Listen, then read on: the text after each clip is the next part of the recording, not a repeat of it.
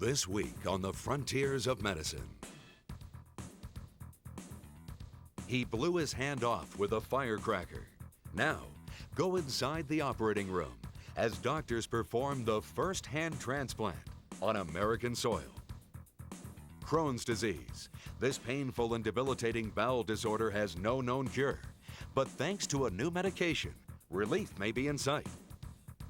This American hospital equipment is no longer state-of-the-art, but in third world countries it still is. This Philadelphia organization is making sure that old medical equipment lives on, saving lives abroad. These stories and more from the Frontiers of Medicine.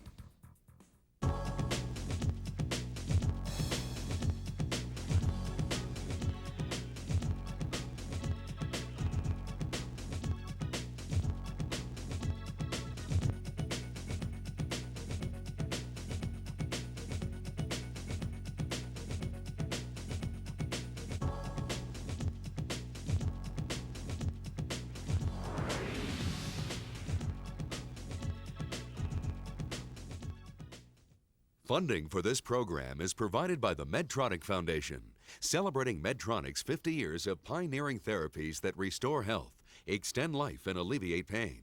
Medtronic, when life depends on medical technology. Now, here's your host, Dr. Louis Sullivan. Welcome to the Frontiers of Medicine. Several weeks ago, doctors in Kentucky performed the second successful transplant of a human hand from a cadaver. But the transplant has raised some ethical questions. I understand that I'm taking a risk. I truly do. And why am I willing to do it? Because it's time to. The risk 37-year-old Matthew Scott is referring to helped him make medical history. 13 years after a firecracker mishap cost him his left hand, the Absecon, New Jersey resident and father of two became the first hand transplant recipient in the United States, the result of a lengthy and painstaking operation by surgeons at Louisville, Kentucky's Jewish Hospital. Although transplants of internal organs such as hearts and kidneys have become relatively commonplace, both in America and abroad, this hand procedure marked just the second time in history that the transplant of an external organ had successfully taken place.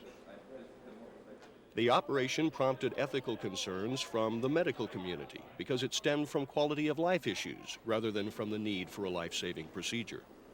A patient may need a heart or kidney transplant to stay alive, but without a hand transplant, they could certainly live a healthy and full life. After all, Matthew wasn't a double amputee.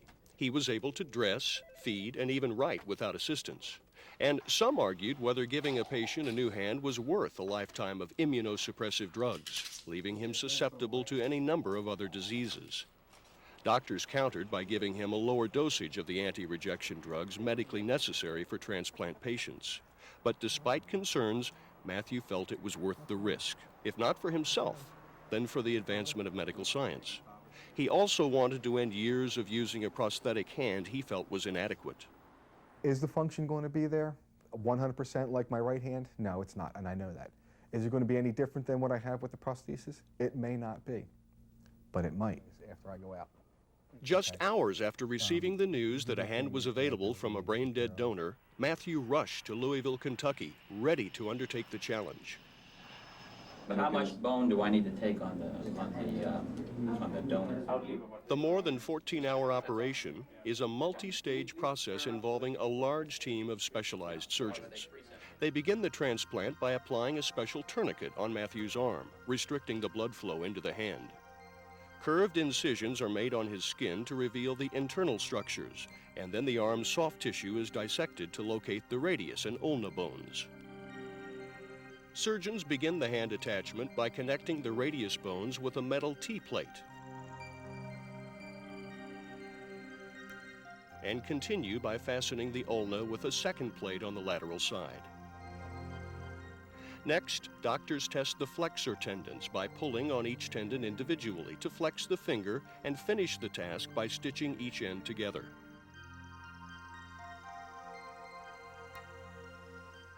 The hand and forearm are then turned over and the same test and stitch procedure is performed on the extensor tendons. Now surgeons are ready for nerve repair. A special high-power microscope is used, enabling doctors to view the nerves in high detail as they fasten them with individual stitches.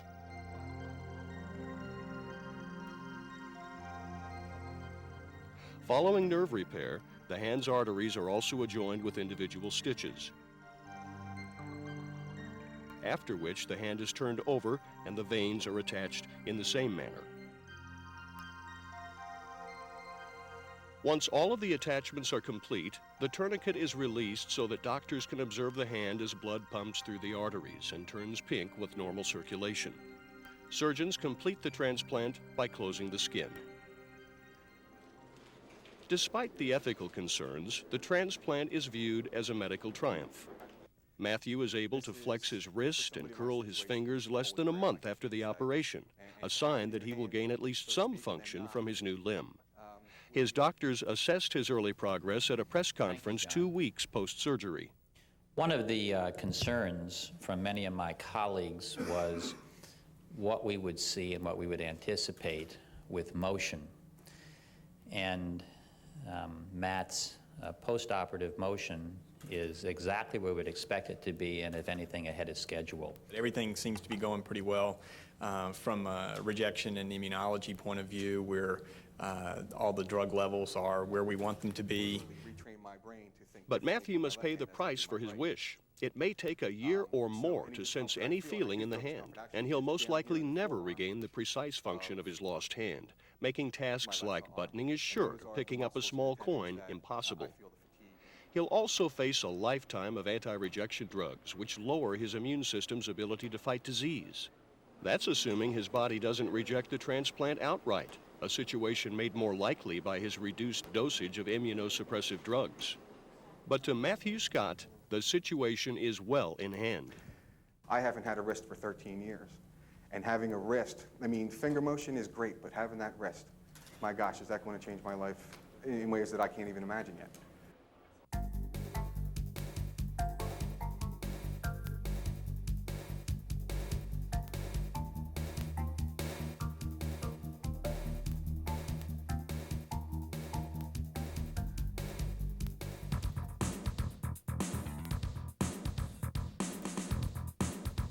Still to come on Frontiers of Medicine. This American hospital equipment is no longer state-of-the-art, but in third world countries it still is. This Philadelphia organization is making sure that old medical equipment lives on, saving lives abroad. Scientists at the Oak Ridge Labs in Tennessee have developed a new imaging device that lets them examine deformed soft tissue and skeletal mass without harming the patient, a method that could be used for breast cancer screening. Jed Duvall has that story in this edition of Medifacts.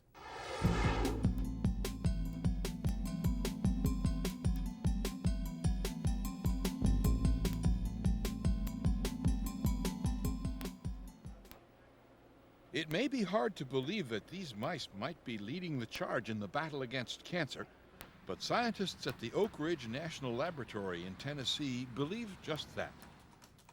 What Dr. Michael Paulus and his colleagues at the Instrumentation and Controls Division were originally looking for was a way of speeding up their genetic research process.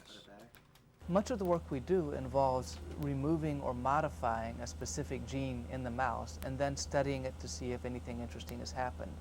Most of the time, nothing interesting happens. In fact, about 1 time out of every 500 produces what we call a phenotype, or a mouse that has an interesting variation. Normally, in order to discover gene mutations, researchers would have to rely on visible markers. To examine the internal structure of the animal, they would have to dissect it, making it impossible to track the mutation's development over time. But they came up with a new high-resolution computed tomography system called the MicroCat, which gives them the data they need without dissection. The mouse is put under general anesthetic and then placed on a cradle. Then the MicroCat begins to scan its subject from all angles. Within a few minutes, an image is produced that is not only 10 times sharper than any conventional X-ray device, but is also displayed three-dimensionally. Because the MicroCat was designed to examine soft tissue, it can easily be developed to provide a more advanced breast cancer screening technique, replacing traditional mammography devices. Today, breast imaging is all radiographic, which means you get one image at a time. And usually, almost always today, it's the data is stored on film. And if you want to do any computer-based analysis of that data, then you have to take that film and scan it, and then use the computer to study the scan data. The tools that we're developing for automatically studying the mice for determining if there's an abnormality could very definitely be modified for breast screening. You may not be able to design a geometry that gives you a full three-dimensional image because that requires the detector to go all the way around the subject. But you may take multiple images and do stereographic imaging, or you may, in truth, a three-dimensional image is useful for the human that's viewing it, but there's an awful lot of information that could be discerned from a partial set of data. The work done by Dr. Paulus and his fellow researchers could make the microcat doubly important in the world of medicine. Not only would it provide us with information that could help us discover new genetic therapies and even cures for life-threatening diseases, it could also one day be used by doctors as a better tool for detecting breast cancer. Certainly, the mouse studies are very interesting because of what they offer us as a way of learning about people and a way of trying new therapies. But any technology that can be then returned to use in the clinic for people, I think is that much more valuable.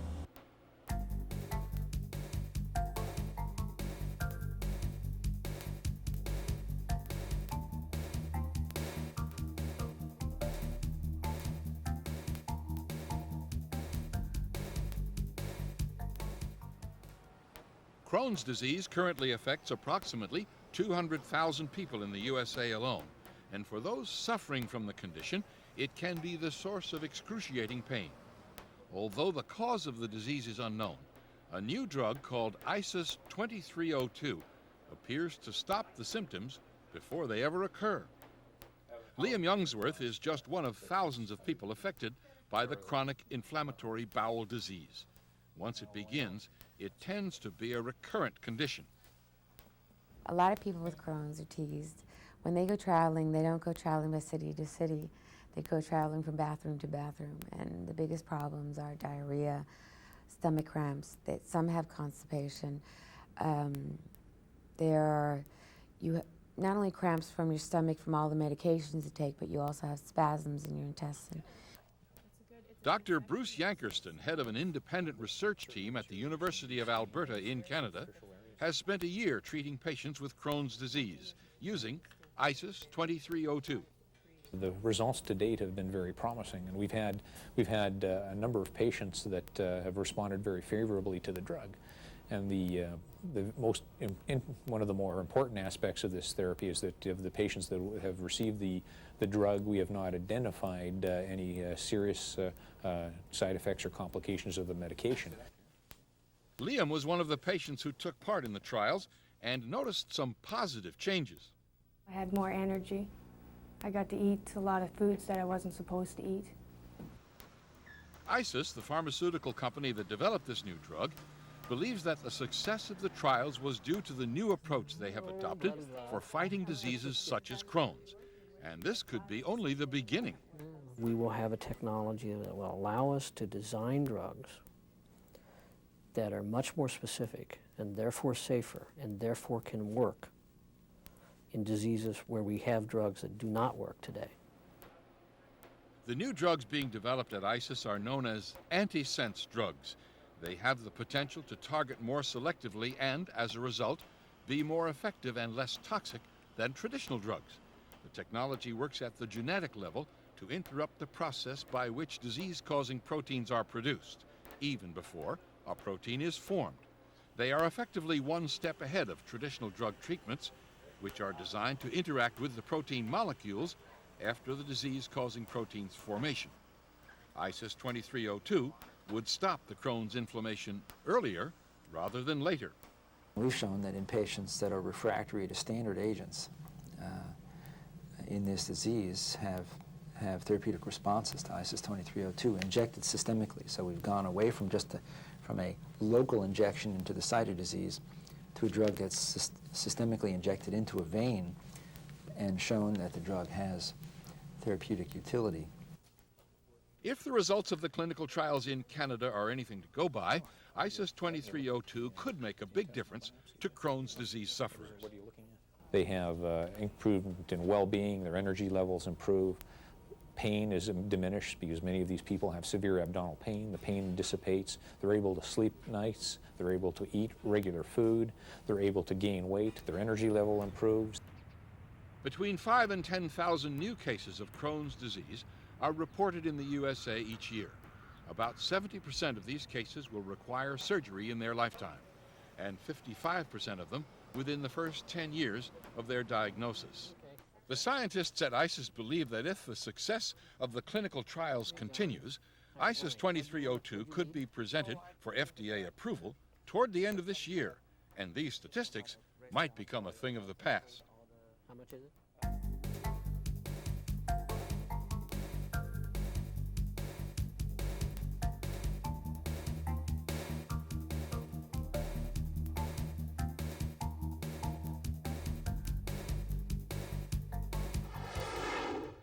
The frontiers of medicine are constantly shifting, depending upon new discoveries or upon your perspective.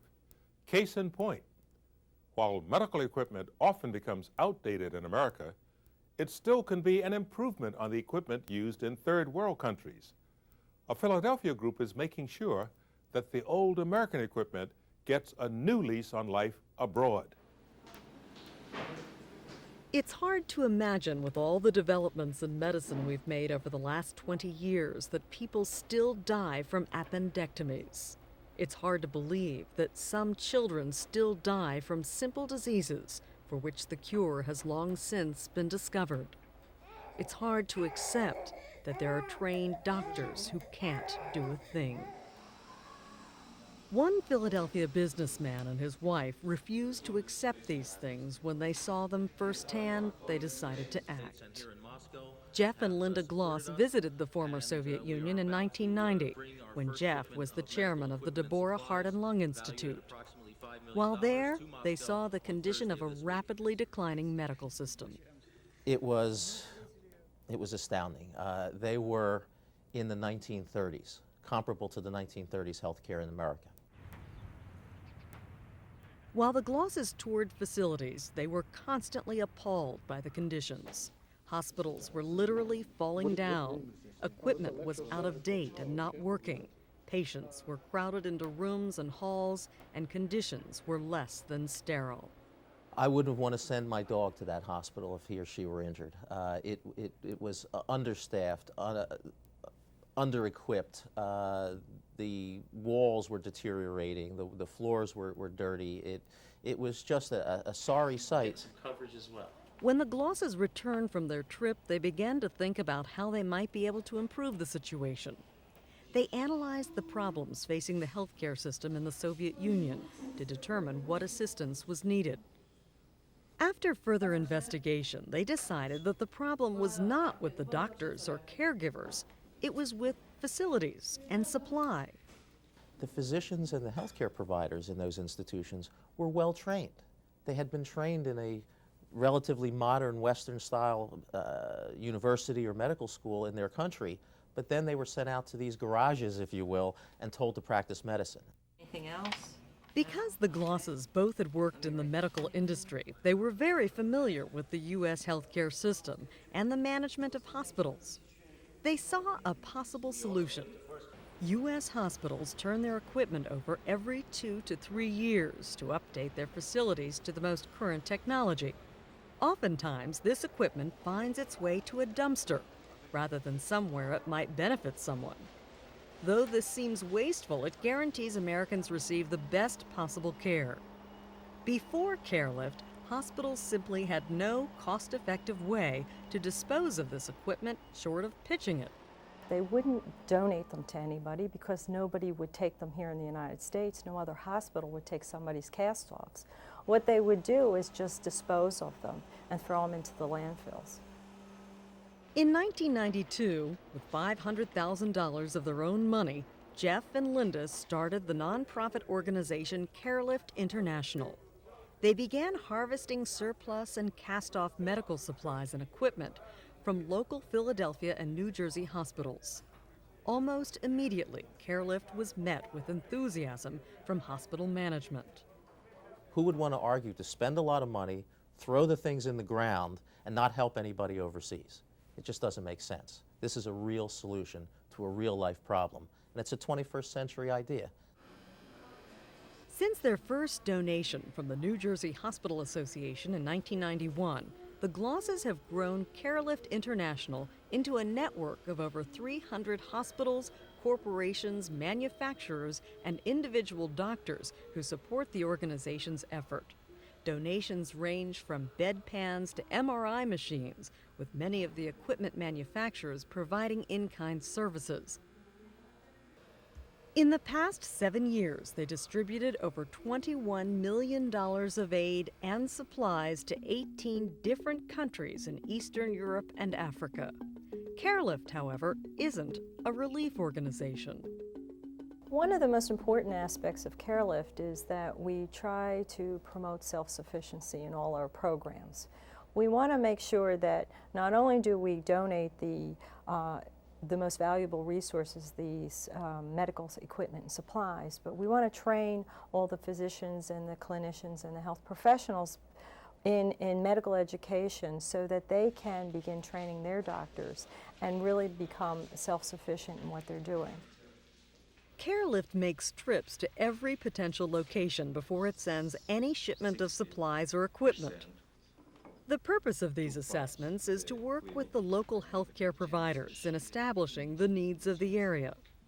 We bring experts from overseas who become our medical and technical program officers, and then we have them learn our healthcare system so that they can better understand the resources that we have and the models of care that we have.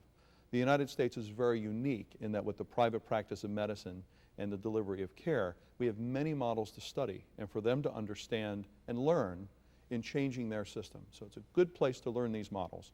But we also train them specifically on the types of technology that we're transferring, and we teach them the protocols and other necessary technical aspects of this program so they can properly put the technology in place and apply it in an appropriate clinical setting.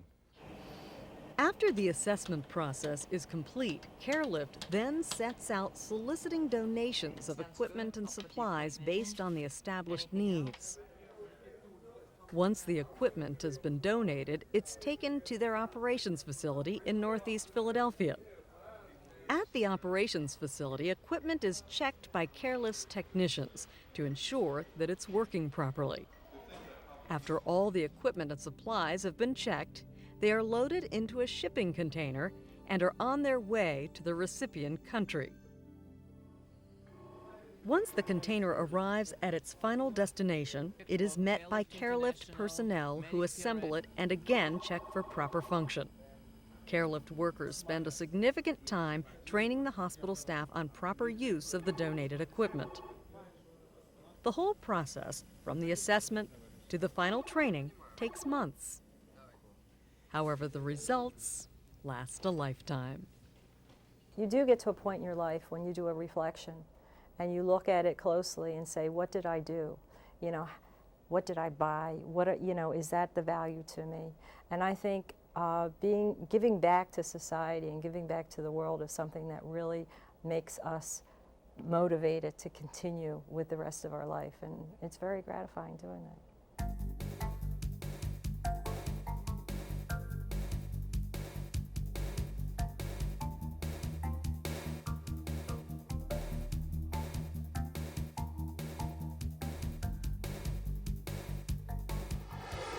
Remember, the more information you have, the better healthcare consumer you'll be.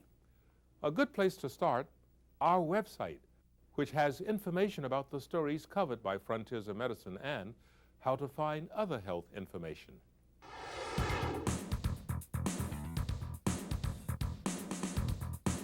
Next week on Frontiers of Medicine. This is the old way of receiving medication. This is the new way.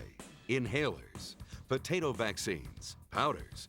They're getting the job done painlessly and effectively. Acid reflux affects the lifestyles of millions of Americans.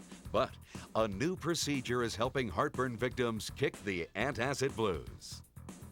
Having a rare disease leaves many patients without hope. But now, a Connecticut group is helping victims find treatments and cures. Thanks for watching. We'll see you next week on The Frontiers of Medicine.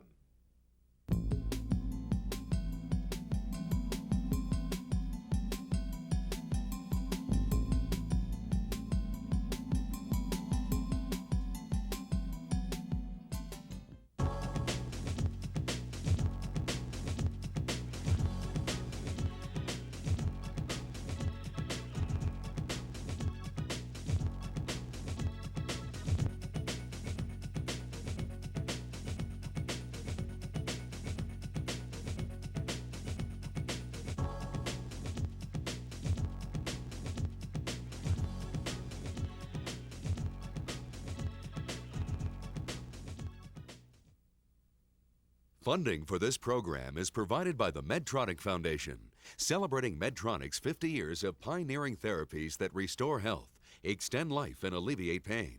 Medtronic, when life depends on medical technology. To purchase a copy of Program 113 Frontiers of Medicine, please call 1-800-553-7752 or write SCE TV Marketing, Box 11,000, Columbia, South Carolina 29211. Major credit cards accepted.